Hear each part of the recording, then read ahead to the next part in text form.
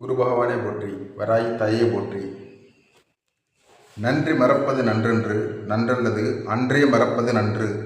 இப்பூமி நம்மை வாழ வைக்கின்றது. அந்த பூமிக்கும் பஞ்சபூதங்களுக்கும் நன்றி விசுவாசத்தோடு இருக்க வேண்டும். நம்மை சார்ந்த உயிர்களை காக்க வேண்டும். அதுவே நன்றி. மாறாக நம் பூமியை கெடுப்பவர்களிடம் நன்றி மறந்தவர்கள் ஆவார்கள். மனிதன் என்பவன் உலகின் அரசனாவான். உலகிலுள்ள அனைத்து உயிர்களையும் பாதுகாப்பவனே சிறந்த மனிதன். மாறாக உலகிலுள்ள அனைத்து உயிர்களையும் அழிப்பவன் மனிதன் அல்ல, அவன் அரக்கன். ரியல் எஸ்டேட் என்ற ஒரு தொழிலால் எந்த உயிரினமும் வாழ முடியாது. வாழ முடியாத இடமாக பூமி மாறும். ஒரு இடத்தை அழித்தால் அந்த இடத்தில் உள்ள நிலம், நீர், காற்று, அக்னி, ஆகாயம் ஆகியவை பாதிப்படையும். அது மட்டுமல்ல, உலக பொருளாதாரமே பாதிப்படையும். ஒரு நாட்டின் பொருளாதார வளர்ச்சி குறையும். விதவிதமான நோய்கள் தாக்கும். கொரோனா வைரஸ் போன்று. அரசியல் குழப்பம் ஏற்படும். தனி மனித பொருளாதாரம் குறையும்.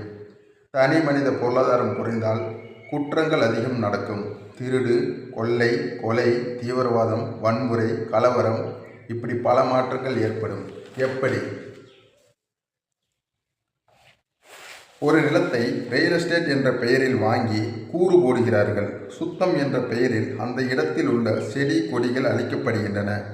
செடி கொடிகள் அழிக்கப்படுவதால் நிலத்தில் வாழும் கண்ணுக்கு தெரிந்த புழு பூச்சிகள் பாதிப்படைகின்றன அல்லது அழிகின்றன. புழு பூச்சிகளால் கண்ணுக்கு தெரியாத மண்ணில் வாழும் நுண்கிருமிகள் அழிகின்றன. நுண்கிருமிகள் அழிவதால் மண்வளம் பாதிப்படைகின்றது. மண்வளம் பாதிப்படைவதால் அந்த இடத்தில் வெப்பம் அதிகமாகிறது. இதனால் நீர் குறைகிறது. அந்த இடத்தின் கீழ்ப்பகுதி தான் பாதிப்படைகிறது என்றால் மேல் பகுதி அதற்கு மேல் பாதிப்படைகிறது. எப்படி? அந்த இடத்தில் செடி கொடிகள் இருக்கும்பொழுது பறவை இனங்கள், பட்டாம்பூச்சி, பறவைகள், வண்டுகள் இவை தங்களது பசியை போக்கிக் கொண்டிருந்தன. அந்த இடம் அழிக்கப்பட்டதால் இப்போது பல ஆயிரம் உயிர்கள் பாதிப்படைகின்றன அல்லது அழிக்கப்படுகின்றன. இதனால் காற்றில் இருக்கும் ஈரப்பதம் குறைந்து வெப்பம் அதிகமாகிறது. வெப்பம் அதிகமாவதால் பல நோய்கள் உருவாகின்றன. காற்று மண்டலம் பாதிப்படைகிறது. காற்று மண்டலம் பாதிப்படைவதால் வெப்பமண்டலம் பாதிப்படைகிறது. வெப்பமண்டலம் பாதிப்படைவதால் ஆகாயம் பாதிப்படைகிறது. ஆகாயம் பாதிப்படைவதால் வளிமண்டலத்திற்கு மேல் சுற்றும் எரிகற்கள் பூமியை தாக்கும் அபாயம் ஏற்படுகின்றது. பருவநிலை மாற்றம் ஏற்பட்டு 2008 முதல் 2019 வரை பல லட்சக்கணக்கான கால்நடைகள் உயிரிழந்துள்ளன. இதனால் எத்தனை தொழில்கள் பாதிப்படைகின்றன? உலகில் உள்ள அனைத்து தொழில்களுமே பாதிப்படைகின்றன.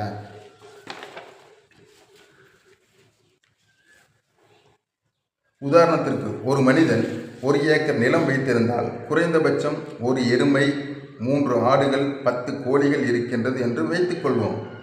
ஒரு எருமை தினமும் 4 லிட்டர் பால் கறக்கின்றது. 3 ஆடுகள் வருடத்திற்கு 12 குட்டிகள் வருகிறது. 10 கோழிகளால் வருடத்திற்கு 100 முட்டை என்று வைத்துக்கொள்வோம். ஒரு ஊரில் குறைந்தபட்சம் 30 வீடுகள் என்று வைத்துக்கொள்வோம். அதில் 10 வீடுகளில் இந்த கால்நடைகள், ஒரு எருமை அல்லது மாடு, 3 ஆடுகள், 10 கோழிகள் என்று வைத்துக்கொள்வோம். எருமையில் 3 லிட்டர் பாலில் 1 லிட்டர் அவர் குடிப்பதற்கு போக 2 லிட்டர் அவருக்கு வருமானம். ஆடுகள், 3 ஆடுகள், வருடத்திற்கு 12 குட்டிகள். ஒரு குட்டி குறைந்தபட்ச விலை 5000 ரூபாயாக வைத்து கொண்டாலும் வருடத்திற்கு 60,000 ரூபாய் வருமானம் ஈட்டுகிறார்.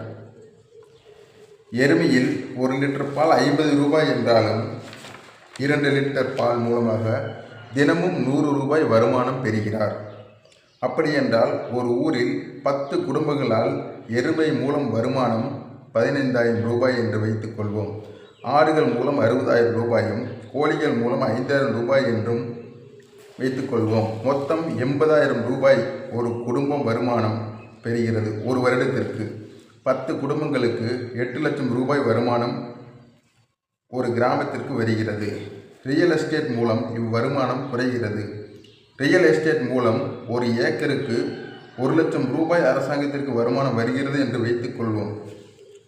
அந்த ஊரில் 10 பேர் நிலங்களையும் ரியல் எஸ்டேட் செய்துவிட்டால் ஒரு வருட வருமானம் 8 லட்சம் ரூபாய் மட்டுமே. அரசாங்கத்திற்கு வருமானம் கிடைக்கும். ஆனால் ரியல் எஸ்டேட் செய்யாமல் இருந்தால் வருடா வருடம்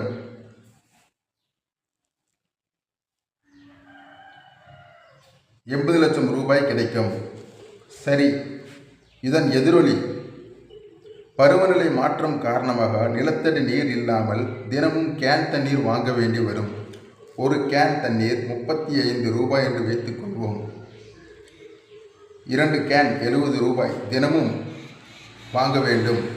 வருடத்திற்கு ₹25,550 கேன் தண்ணீர் மட்டும் வாங்க வேண்டும்.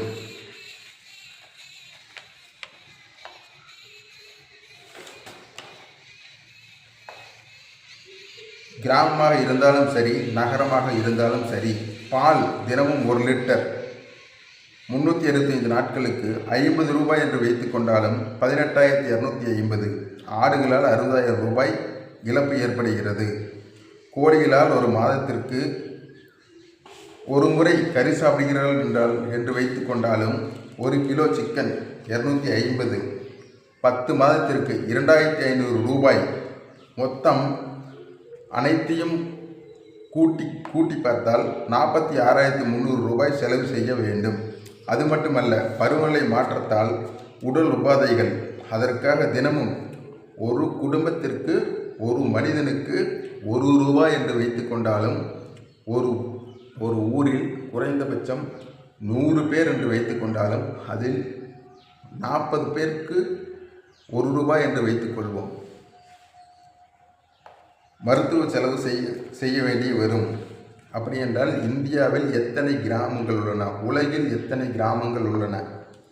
ரியல் எஸ்டேட் என்ற தொழிலால் பல லட்சம் உயிர்கள் வாழ்விழந்து தனி மனித பொருளாதாரம் குறைந்து பல நோய்களுக்கு உட்பட்டு கடன்காரர் ஆகிறார்கள். இதன் மூலம் ரியல் எஸ்டேட் செய்தவரின் குடும்பமும் பல நோய்களுக்கு உட்படுகின்றன.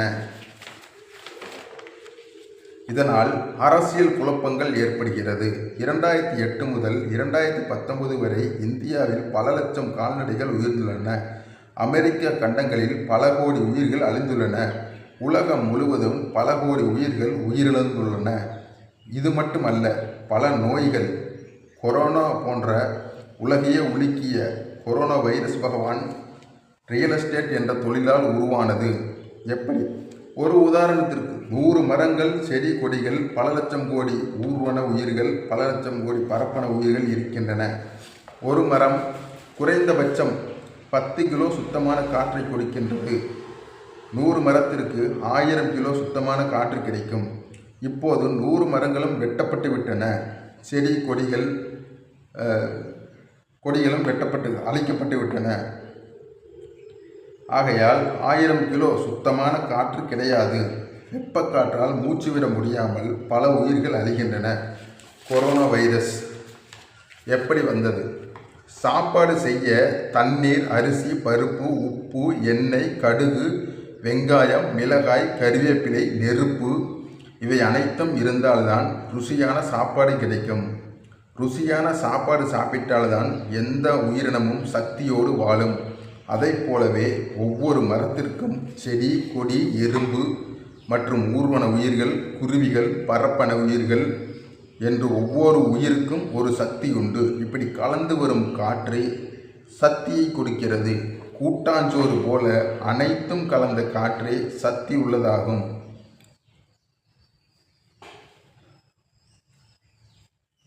ஆயிரம் கிலோ காற்று குறைந்தபட்சம் 100 பேரை காப்பாற்றுகிறது என்றால் இப்பொழுது 100 மரங்கள் அழிக்கப்பட்டு 1000 கிலோ காற்று கிடைக்காமல் செய்துவிட்டது.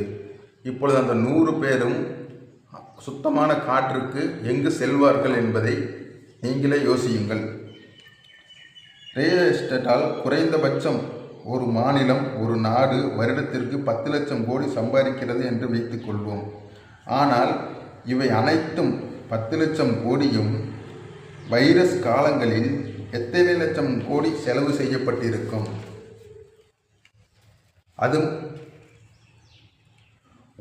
அது மட்டுமல்ல, மனிதர்கள் எவ்வளவு கஷ்டப்பட்டு இருப்பார்கள். உலகில் உள்ள அனைத்து உயிர்களும் எவ்வளவு கஷ்டப்பட்டு இருக்கும். உலகம் இவ்வளவு பெரிய இழப்புகளை சந்தித்தது இல்லை. இதற்கு காரணம் அரசியல்வாதிகள், அதிகாரிகள், கோர்ட் ஊழியர்கள், ஊடகங்கள், விஞ்ஞானிகள். ஒரு சில மனிதர்கள் அரக்கர்களாக இருக்கலாம். பணம் வந்தால் யாருதான் வேண்டாம் என்பார்கள். மனிதர்களை குறை சொல்ல இயலாது. காரணம், அவர்களுக்கு பிஸ்னஸ். குறை சொல்ல வேண்டியவர்கள் அரசியல்வாதிகள், அதிகாரிகள், ஊடகங்கள், விஞ்ஞானிகள், கோர்ட். அரசியல்வாதிகள் தவறான முடிவு எடுக்கும் பொழுது அதிகாரிகள் சரி செய்ய வேண்டும். ஆனால் அதிகாரிகளே பண ஆசை பிடித்து அரக்கர்களாக இருக்கும் பொழுது என்ன செய்ய முடியும்? அரசியல்வாதிகள், அதிகாரிகள் தவறு செய்யும் பொழுது ஊடகங்கள் சரி செய்ய வேண்டும். ஆனால் இப்பொழுது உள்ள ஊடகங்களா கேவலமானவர்கள். அவர்களை பேசுவதற்கு கேவலமான வார்த்தை உலகில் இதுவரை கண்டுபிடிக்கப்படவில்லை. அரசியல்வாதிகள், அதிகாரிகள், ஊடகங்கள் தவறு செய்யும் பட்சத்தில் கோர்ட் சரியாக நடந்திருக்க வேண்டும். இப்பொழுது உள்ளவைகள் கோர்ட்டா? பணம் கொடுத்தால் உண்மையை மறைக்கும் ஒரு கேடுகட்ட இடம். சரி, அரசியல்வாதிகள், அதிகாரிகள், ஊடகங்கள், கோர்ட் இவர்களுக்கு தெரியாது எந்த தொழிலால் எவ்வளவு நஷ்டம், இழப்பு ஏற்படுகிறது என்று. விஞ்ஞானிகள் சொல்லியிருக்க வேண்டும் அல்லவா? விஞ்ஞானிகள் ஒரு தொழிலால் இவ்வளவு லாபம் வரும், இவ்வளவு நஷ்டம் வரும் என்று சொல்ல வேண்டும். அவர்கள்தான் விஞ்ஞானிகள். சரி, இதுவரை நடந்தவைகளை விட்டுவிடுவோம். இனி நடக்கப் போகும் நல்ல விஷயங்களுக்கு வருவோம். அது என்ன பார்ப்போம்.